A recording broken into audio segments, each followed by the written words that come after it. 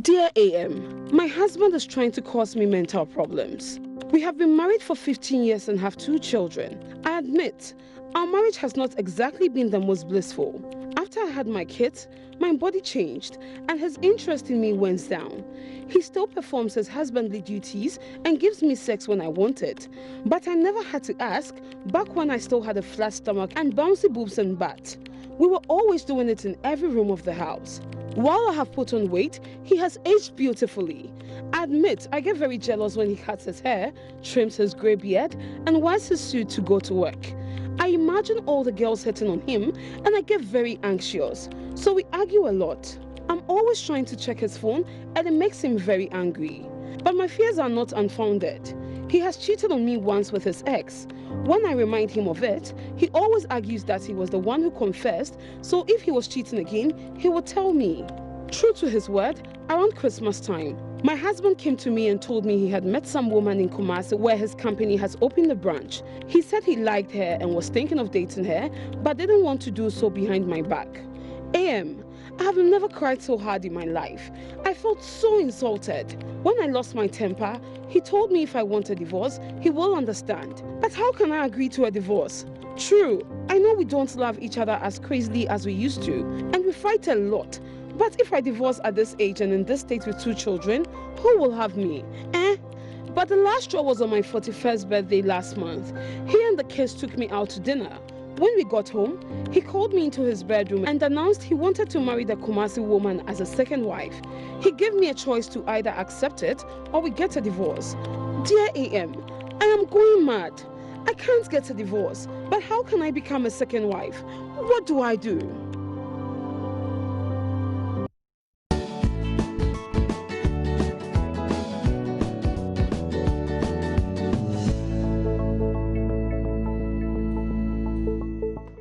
You're welcome back.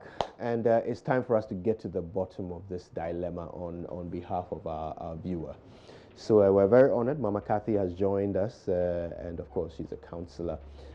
She has seen every possible problem in a marriage, and we're hoping that she will help us get to the bottom of this. Mama Kathy, how nice to see you. The pleasure is mine. Thank you, and good morning. Good morning to you.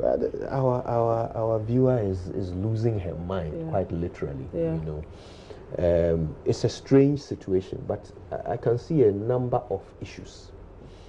First, it appears that their relationship, she and her husband, their relationship has its own difficulties. There isn't much trust. She also feels that the passion has gone down because her body has changed. And now there is this husband who says, well, I am going to marry someone else.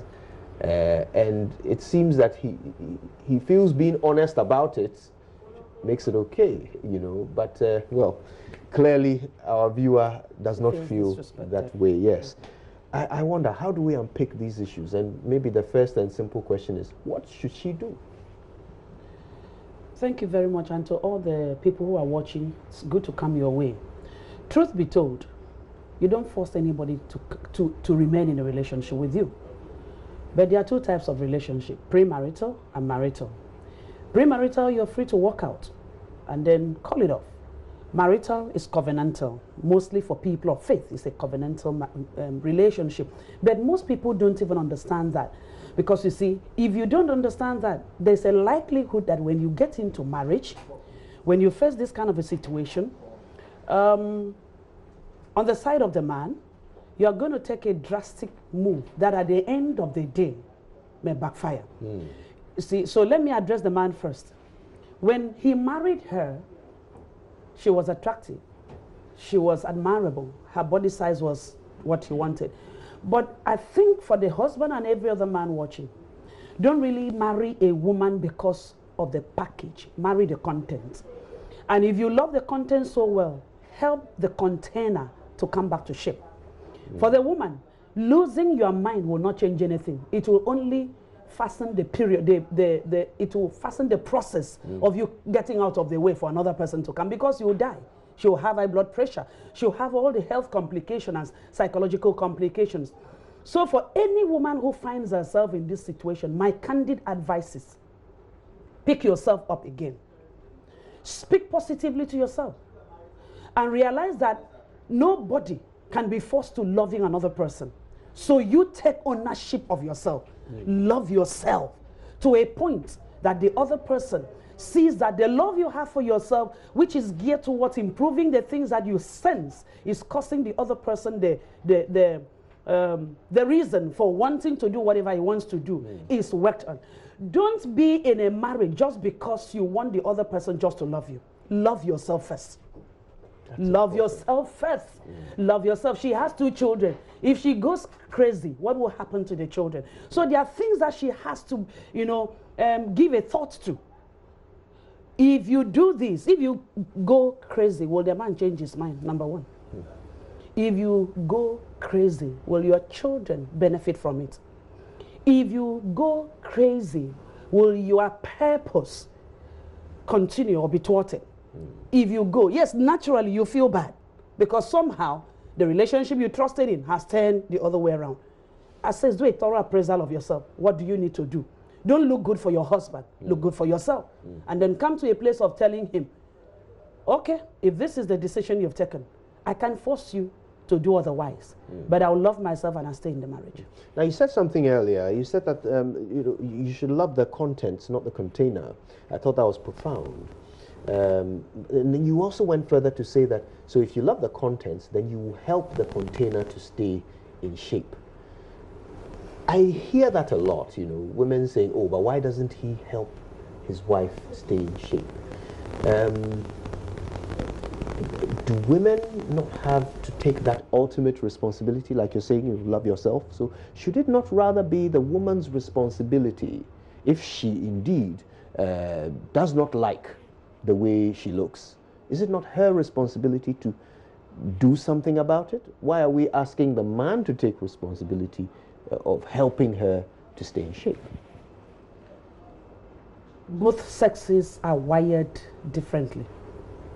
A natural woman, I'm careful with the choice of my words.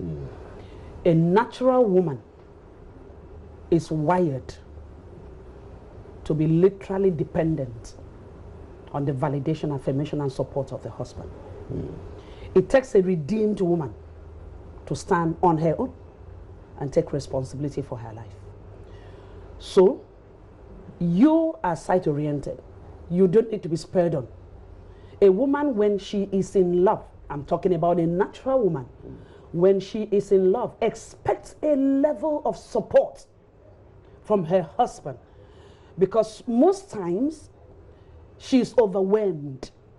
And even in the workplace or any other arena, there is a place where somebody comes in, steps in, and sees that you are not in control, so I'll help you go through the process.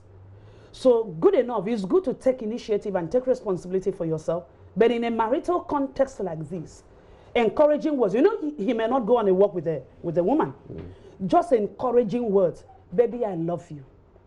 That word alone can send a woman doing exercise just to get back in shape. So when a person is in marriage, for the men, learn to be verbal. Learn to verbalize words and don't speak of the negatives you see because it demoralizes. Don't speak of the negative. We are very quick at pointing out fault, but most times we are not available to give the positive remarks that spurs a person on. So yes, a woman should take, let me get back. A natural woman should come to a place of realizing that she's more than what she is. And that if there is nobody to help her go through the process, she should love herself enough. Because anyway, adding extra kilograms, at the end of the day, if you don't do something about it, it's going to affect your health. So love yourself enough to get yourself back in shape. But for the men who truly love, take her on a morning walk. Take her for the evening walk. Register her in the gym. You know that? Some men will say, I have done all that, but I've not seen commitments. That happens, doesn't it? Don't give up. The Bible that I preach, because I love Jesus, okay? For those who are Christians, he said, don't be weary in well-doing. Even if you are tired, still keep doing it. But women who are listening to us should take responsibility. But it's not every person. You see, not everybody is created to look as slim as Mama Kathy after 27 years of marriage. In fact, Not everybody. It's not exercise, so I'm just created like this. But I appreciate those who are not created like me. Do something about your weight. Do something. You see, women should come to a place of not throwing in the towel because they feel unappreciated. Do something that the person that felt like abandoning you or who actually abandoned you, by the next time he sees you, will regret ever leaving you. Because where he is going, when he unwraps the parcel, the content may be the same or worse. Profound. All right, listen, let's bring you in on the conversation while Mama Kathy and I continue to deliberate on this multifaceted issue. What would you do, okay, or what would you advise your sister, your friend to do? 0302-211-691 or 692. Give us a call. Would you advise your sister to allow the second wife, or would you advise her to divorce? You've heard the story. Let's hear your view. 0302-211-691 or 692. Mama Kathy, I noticed that you gave a lot of advice to the woman, you gave a lot of advice to the man, but you didn't definitively say whether this, our viewer, should get divorced and then, you know, take responsibility for herself, love herself and so forth, or she should stay in the marriage, let him go marry the second wife, and then take responsibility for herself and so forth. So which one? He wants to marry a second wife. Yes. Really? Okay. She shouldn't divorce. Some people will throw stones at me. You see, when we're talking about divorce, except there is a threat on your life, physically, most times. I know, yes, verbal can also be destructive. Yeah. But if there are children inside, two children in this God case. did not make a mistake by instituting marriage. Are all marriages instituted by God? Yes. All of them? Let me not be definitive, but literally everyone, even the one that was cooked from the pit of hell, can be made to represent God, because it depends on the person. Let's hear a couple of our callers and we'll continue this conversation. Maxwell Apia is calling us from Techiman. Maxwell, good morning. Good morning, Kojo. Help our viewer. She's in a dilemma. Good morning to Mama Kathy as well. Good morning. I think I have no problem with the man for now, because the man is comfortable now. He doesn't have any problem. The problem is now with the lady. I think she threw something on the wall from the start of the marriage, and it just bounced back to her. She used her body to lure the man. That is it. And now it's coming back to her. She should carry her cross. There's no need to live as if her life depends on the man. Her life can never depend on the man. The man will die and go to heaven or wherever, and she will also go. That is it. She should live it now, forget about whatever the man does, and concentrate on her. What an interesting view. Okay, let's see if others agree with Maxwell or disagree. Aisha Mohammed is in Kumasi. Aisha, how nice to speak to you. Good morning. Good morning. So what's on your mind? How are you? I'm very well, thank you, Aisha, and thank you for calling. Okay. For me, I would really say the woman should allow her husband to marry a second wife. If only, men have lots of reasons why they want to marry a second wife. You first look at the reason. What are the reasons? Are they genuine reasons? And the husband takes very good care of you. You have a very happy home. You're allowing the second wife, if he even has any bad intention into coming into the marriage, it wouldn't work.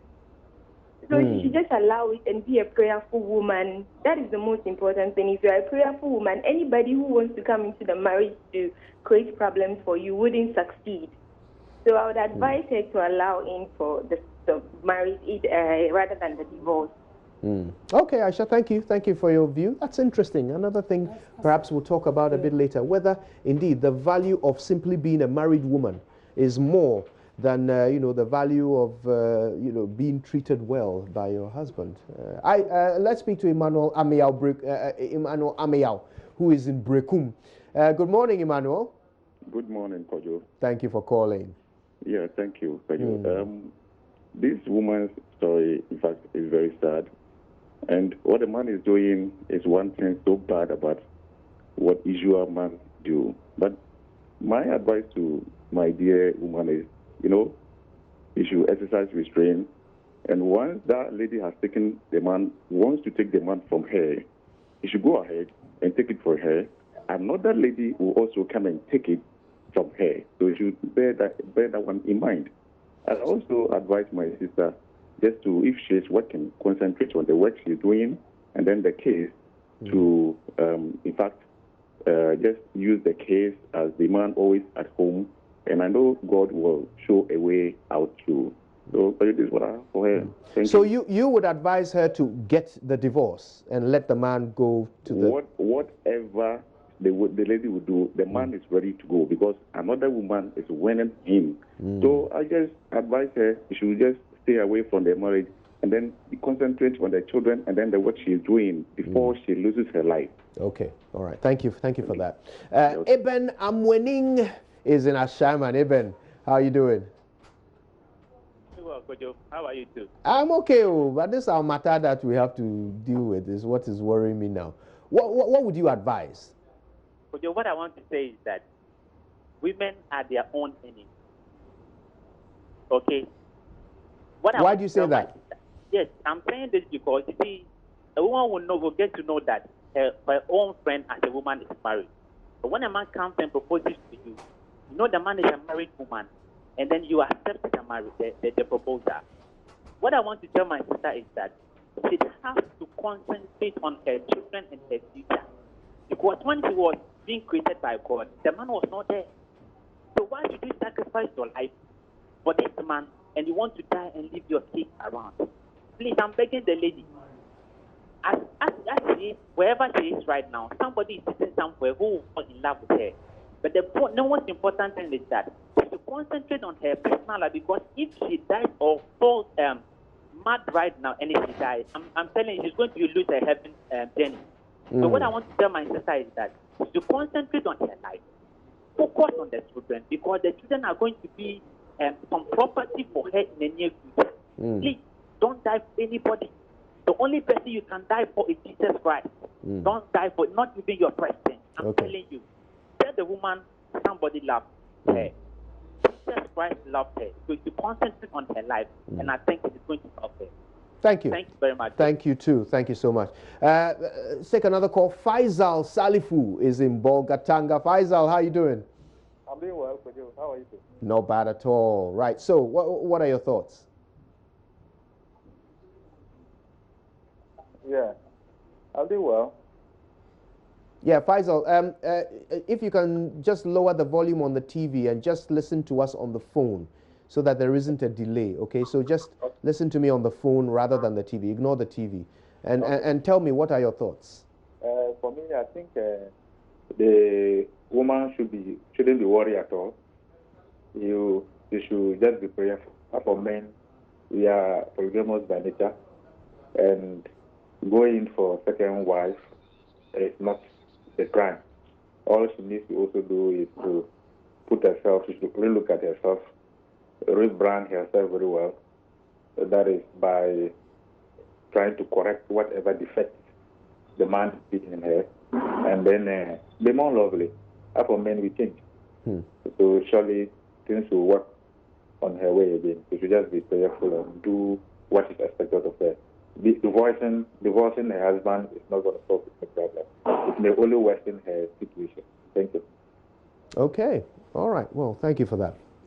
So, I think the central question still remains, should she divorce or should she stay in? And you, of course, you advocate for her to stay married. She may decide to separate for a while if the man allows it. Separation is not divorce. For the sake of her emotions. Okay, if she chooses to, depending on the capacity, can she handle staying in and watching the man, disrespect her? If she feels she can't handle the disrespect now, she can move a little bit away from the place of pain, from the stressor. But divorce should be a no-no, because you see, that man will come back. Separating now will require her taking ownership of her life, redefining her life, and then telling herself exactly what she wants to achieve. That's what she needs. And she needs a support group. She needs a few people who believe in her and who can help her go through this season and let her understand that it doesn't end today. She should work at making sure that the next 10, 20 years when she looks back, she will love the decision she took. Now, I often hear, especially from people who are quite spiritual and religious, that divorce is a no-no. But are we being practical here? Is divorce not sometimes a better option for somebody like this? I mean, you say the man will come back. Even if he will, does he deserve to have her when she is back, you know, at her most desirable state? Does this man deserve her? Is she not better off with somebody who will appreciate her for who she is? Is divorce, in some cases, not a better option? I mentioned a word called separation. You say, earlier on I said something, a natural person is different from a redeemed person for those who are Christians. So I don't want to lump the two together. For a natural person, the practical thing to do is, if the stressor is about to take your life, run away forever. Go, somebody else will love you. But for a person of faith, it is not about what you are going through, it's about your purpose. In that context, you separate. The separation can last for as long as while you take care of yourself. But forgiveness is one thing that is paramount in life. You may decide to say, after separating, you will never come back again. But don't shut the door, because tomorrow you may think differently. Tomorrow things can change, and you give the people the benefit of the doubt. Could you let me mention here that we are a product of where we come from? Sometimes I may blame you for your actions. I am not exonerating people who misbehave, but sometimes we are a direct product of where we are coming from. Your ancestors, your grandfather divorced or slept around, your father did, your uncles did. You will likely become what you are, where you are produced from. And so if I come in and marry you, I should see beyond you and see that if this trend is not arrested by my conscious and intentional effort, it is not about fighting you. It's the fact that my sons I produce will also take after your kind. So most times people don't give prior thought to the cycle. We are more into what will help us. So that is why divorce is always like emphasized. I am not saying when your life is at threat, you should stay in there. No, don't ever do that. Don't ever do that. And you made a statement. You say, does it deserve her after she has gone to work on herself? Does she deserve her? Do we deserve ourselves? Do we deserve ourselves? We don't. Most times we don't. But you see, you must listen to a higher voice, not just humans, to be able to come to a place where you take a decision. Because if the society is all about let's divorce, nobody is correct too. Nobody is correct. It's only that the dimensions of people's wickedness varies. Fascinating. Now, the last thing I want us to touch on is this. You notice from what she's saying that the husband has a certain attitude that, well, as long as I'm being honest about what I'm doing, then it's fine. And you notice that she was saying that she suspected him of cheating, and he said, oh, I would never cheat on you. If I'm doing something, I'll tell you. And he did. When he finally decided to date someone else, he told her. I wonder, is that really it? I mean, we struggle so hard to get people to be honest with us. That's true. Sometimes when we find that someone is being honest, we feel like then they just on the merit of that, they deserve to do whatever they like. Is that a fair assessment? It's a disrespectful attitude from the man. It's not right to do that. Yes, honesty, good, but you don't throw it at somebody's face. So,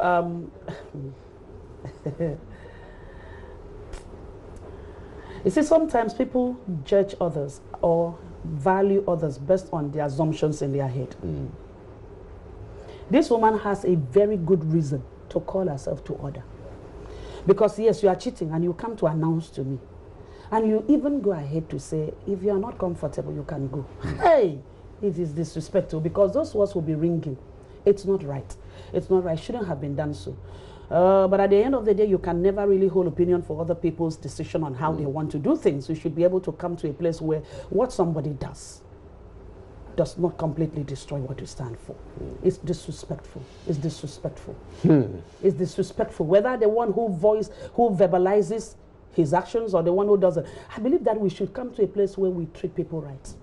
Because life is a cycle. Life is a cycle. Mama Kathy, I think that's a perfect place for us to bring our conversation to an end. It's always illuminating speaking to you. Thank you so much for your time with us. Well, I hope you found some resolution in this as well. And this is our second Dear AM. And of course, there'll be another one next week.